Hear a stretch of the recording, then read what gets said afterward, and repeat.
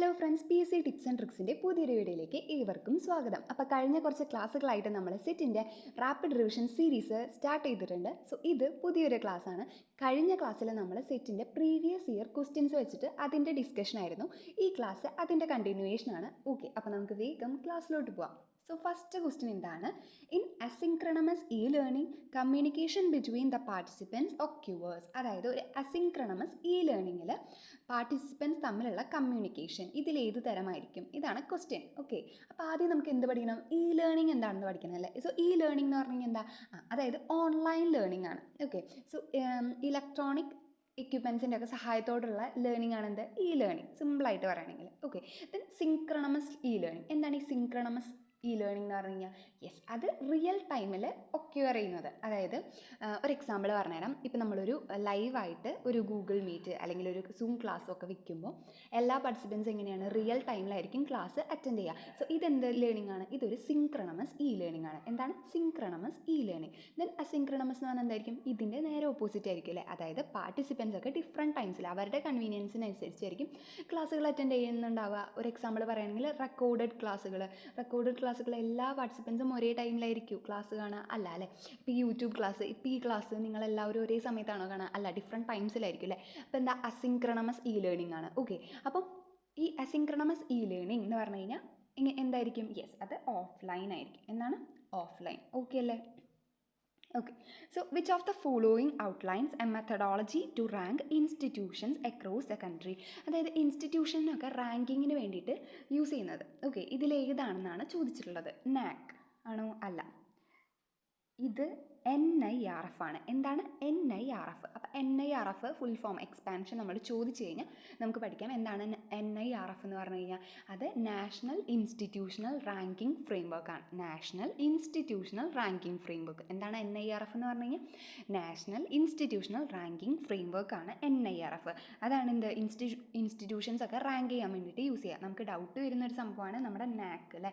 So NAAC എന്ന് പറഞ്ഞു കഴിഞ്ഞാൽ എന്താ? അത് നാഷണൽ അസസ്മെൻറ്റ് ആൻഡ് അക്രഡിറ്റേഷൻ കൗൺസിലാണ്. എന്താണ്? National assessment and accreditation council. അപ്പോൾ NIRF എന്ന് പറഞ്ഞു കഴിഞ്ഞാൽ national institutional ranking framework. NAAC എന്ന് പറഞ്ഞു കഴിഞ്ഞാൽ national assessment and accreditation council. ഇതാണ് നാക്. ഇത് ഇല്ല.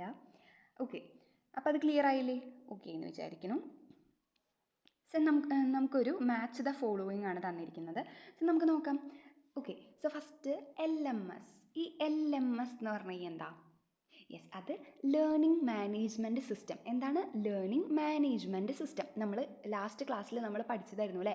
ലേണിംഗ് മാനേജ്മെൻറ്റ് സിസ്റ്റം എന്നുള്ള സിലബസ് ബേസ്ഡ് ക്ലാസ്സിൽ നമ്മൾ പറഞ്ഞതായിരുന്നു ലേണിംഗ് മാനേജ്മെൻറ്റ് സിസ്റ്റം. അത് ഏതാണ്? മൂഡിൽ അല്ലേ? മൂഡിൽ എന്താണ്? ഒരു ലേണിംഗ് മാനേജ്മെൻറ്റ് സിസ്റ്റം. അപ്പോൾ ആ ക്ലാസ് കാണാത്തവർ മാക്സിമം ആ ക്ലാസ് നമ്മുടെ പ്ലേലിസ്റ്റിൽ കൊടുത്തിട്ടുണ്ട്. സോ ആ ക്ലാസ്സുകളൊക്കെ മാക്സിമം കാണാൻ നോക്കാം കേട്ടോ.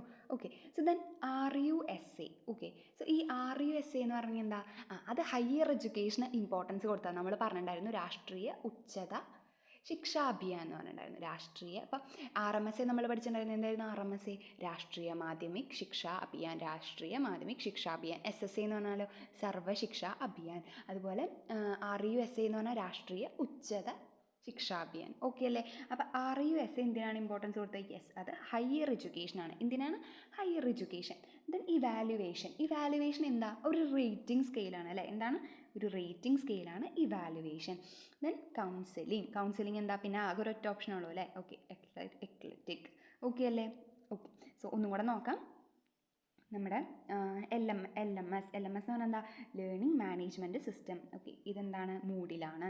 RUSA എന്തിനാണ് ഇമ്പോർട്ടൻസ് കൊടുത്തത്? Higher education. RUSA വന്ന വർഷം ചോദിക്കുകയാണെങ്കിൽ 2013 എന്താണ് വന്നത്? 2013. ഓക്കെ അല്ലേ? ഇനി RMSA ആണെങ്കിലോ? അത് 2009. RMSA വന്നത് 2009. SSA വന്നതോ 2001. ഇനി ഒരെണ്ണം കൂടി നമ്മൾ പറഞ്ഞിട്ടുണ്ടായിരുന്നു, DPP. DPP എന്ന് പറഞ്ഞാൽ എന്താ? അത് 1994 വന്നത്. എന്നാണ് വന്നത്? 1994 DPP വന്നത്. Okay, district primary education programme. Okay അല്ലേ? ഓക്കെ, സോ ഇത്രയും ക്ലിയർ ആയി എന്ന് വിചാരിക്കുന്നു. നമുക്ക് അടുത്ത ക്വസ്റ്റ്യൻ നോക്കാം. അതായത് identify the correct statement. Okay, so planning is essential requirement for a good administration. ഒരു ഗുഡ് അഡ്മിനിസ്ട്രേഷൻ എന്ത് വേണം? പ്ലാനിങ് വേണം. കറക്റ്റ് അല്ലേ? കറക്റ്റാണ്. Then educational administration involves optimum use of resources. അതായത് ഒരു എഡ്യൂക്കേഷണൽ അഡ്മിനിസ്ട്രേഷനിൽ എന്ത് വരും? ഒപ്റ്റിമം യൂസ് ഓഫ് റിസോഴ്സ് വരുമല്ലേ? ഇതും കറക്റ്റല്ലേ? കറക്റ്റാണ്. അപ്പോൾ ഇതിൽ തന്നിരിക്കുന്ന 2 സ്റ്റേറ്റ്മെൻറ്റ് എന്താണ്? കറക്റ്റാണ്. അപ്പോൾ ഓപ്ഷൻ സി ആണ് ഇവിടുത്തെ correct answer. Then RPWD act came into force in RPWD. ഈ RPWD എന്ന് പറഞ്ഞാൽ എന്താണെന്ന് അറിയോ നിങ്ങൾക്ക്? ഇതിൻ്റെ എക്സ്പാൻഷൻ ചോദിച്ചു കഴിഞ്ഞാൽ നമുക്ക് PWD എന്ന് ഉണ്ടല്ലേ, ഈ PWD നമുക്ക് ഭയങ്കര ഫെമിലർ ആയിരിക്കും. എന്താണ് ഈ PWD? Persons with disability. എന്താണ്? Persons with disability. അപ്പോൾ RPWD എന്ന് പറഞ്ഞാലോ അത് അവരുടെ റൈറ്റ്സ്, അതായത് rights of persons with disabilities. ഇതിനാണ് എന്ത് പറയുക? RPWD. ഇത് വന്നത് 2016 എന്നാണ് വന്നത്? 2016. അപ്പോൾ RPWD എന്ന് പറഞ്ഞു കഴിഞ്ഞാൽ എന്താ? അത് right of persons with disability. Clear അല്ലേ? ക്ലിയർ ആയെന്ന് വിചാരിക്കണം. ഓക്കെ, നമുക്ക് അടുത്ത ക്വസ്റ്റ്യൻ നോക്കാം. ഇതും നമ്മൾ കമ്പ്യൂട്ടർ ബേസ്ഡ് സിലബസ് ബേസ്ഡ് ക്ലാസ്സിൽ നമ്മൾ പഠിച്ചൊരു ക്വസ്റ്റ്യനാണ്. എന്താണ്? Reducing the environmental impact of technology is known as. അതായത് ടെക്നോളജിയിലുള്ള എൻവയോൺമെൻറ്റൽ ഇമ്പാക്റ്റ് ഒക്കെ കുറയ്ക്കാൻ, എൻവയോൺമെൻറ്റൽ ഫ്രണ്ട്ലി, നേച്ചർ ഫ്രണ്ട്ലി ആയിട്ടുള്ള ഒരു ടെക്നോളജിക്കൽ ഒരു ടേം നമ്മൾ പഠിച്ചിട്ടുണ്ടായിരുന്നു അല്ലേ? സൂപ്പർ കമ്പ്യൂട്ടിംഗ് ആണോ? അല്ല. സൂപ്പർ കമ്പ്യൂട്ടിംഗ് എന്ന് പറഞ്ഞാൽ എന്താ? അത് ഫാസ്റ്റർ കമ്പ്യൂട്ടേഴ്സ്, ഫാസ്റ്റർ നെറ്റ്വർക്ക് ഒക്കെയാണ് സൂപ്പർ കമ്പ്യൂട്ടിങ്ങിൽ പഠിച്ചത്. എന്താ നമ്മുടെ ആൻസർ വരിക? യെസ്, ഗ്രീൻ കമ്പ്യൂട്ടിംഗ് ആണല്ലേ. ഗ്രീൻ കമ്പ്യൂട്ടിംഗ് എന്ന് പറഞ്ഞെങ്കിൽ എന്താ? അത് എൻവയോൺമെൻറ്റൽ ഫ്രണ്ട്ലി ആയിരുന്നു. അതായത് ടെക്നോളജിയിലുള്ള എൻവയോൺമെൻറ്റൽ ഇമ്പാക്റ്റ് ഒക്കെ മാക്സിമം റിഡ്യൂസ് ചെയ്യാൻ വേണ്ടി കൊണ്ടുവന്ന ഒരു ടെക്നോളജിയാണ് എന്ത്? Green computing. ക്ലിയർ അല്ലേ? അപ്പോൾ ഇത് നിങ്ങൾക്ക് ക്ലിയർ ആയെന്ന് വിചാരിക്കണം. സോ നമുക്ക് ലാസ്റ്റ് ക്വസ്റ്റ്യൻ നോക്കാം. FIACS stands for. പഠിച്ചു വയ്ക്കുക, വളരെ ഷുവറായിട്ട് പഠിക്കേണ്ട ഒരു ക്വസ്റ്റ്യൻ ആണ്. എന്താണ്? Flanders interaction analysis category system. എന്താണ്? Flanders interaction analysis category system. ഒന്നുകൂടെ പറഞ്ഞേ.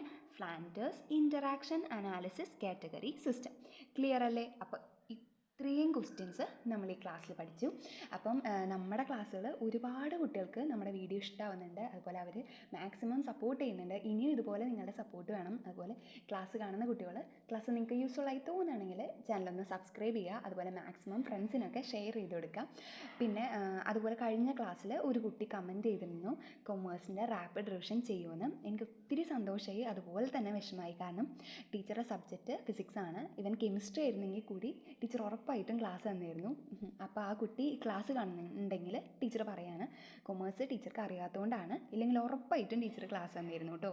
ഓക്കെ, അപ്പം ഒരുപാട് പേർക്ക് നമ്മുടെ ക്ലാസ് ഇഷ്ടപ്പെടുന്നുണ്ടെന്ന് അറിഞ്ഞതിൽ ഒത്തിരി സന്തോഷം. ഇനിയും നിങ്ങളുടെ സപ്പോർട്ട് ഇതുപോലെ വേണം. അപ്പോൾ മാക്സിമം എല്ലാവരും സബ്സ്ക്രൈബ് ചെയ്യുക. അതുപോലെ ഫ്രണ്ട്സിനൊക്കെ ഷെയർ ചെയ്ത് കൊടുക്കുക. എല്ലാവരും നിങ്ങളുടെ മാക്സിമം എത്രയാണോ അത്രയും കൊടുത്തിട്ട് നമ്മൾ പഠിക്കാൻ നോക്കുക. ഉറപ്പായിട്ടും എല്ലാവർക്കും സെറ്റ് ഈസി ആയിട്ട് ക്രാക്ക് ചെയ്യാൻ പറ്റും. സോ എല്ലാവർക്കും all the best. Okay, thanks for watching.